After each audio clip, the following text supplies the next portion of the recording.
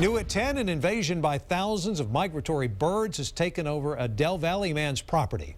The egrets set up shop in his backyard on Elroy Road just 4 weeks ago. Already, there are mounds of feces, dozens of dead trees, and a putrid smell that's leading to health problems. But since the birds are protected by federal and state law, it's creating a sticky situation.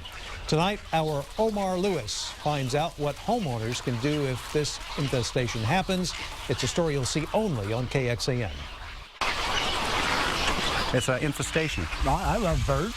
I've always loved birds, but there's nothing to love about this.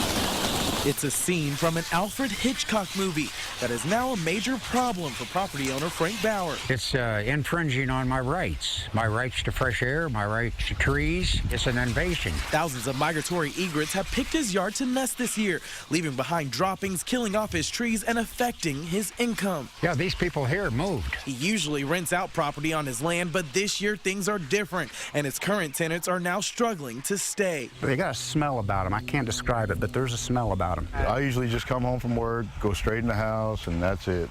I can't walk in there. I've got COPD. But Bauer hasn't gotten much of any answers when it comes to how to solve this mess. The reason, the birds are protected species.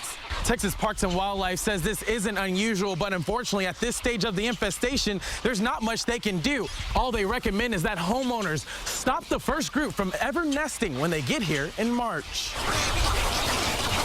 It's the first time something like this has ever happened to Bauer, but wildlife experts say this time next year, the same scene will unfold elsewhere. This happened in Terrytown or Rollingwood or Westlake.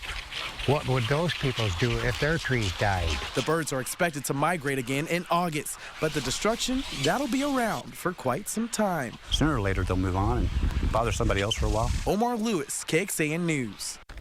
Well, so what can you do to keep the birds from choosing your property to nest next year? Well, make some noise, number one. You can't harm the birds, but you can harass them, making your area seem uninviting. Neighbors in North Texas last year were getting together to make their trees less inviting. Fort Worth officials even brought out a compressed air cannon to scare them off. Water guns and hoses can also work.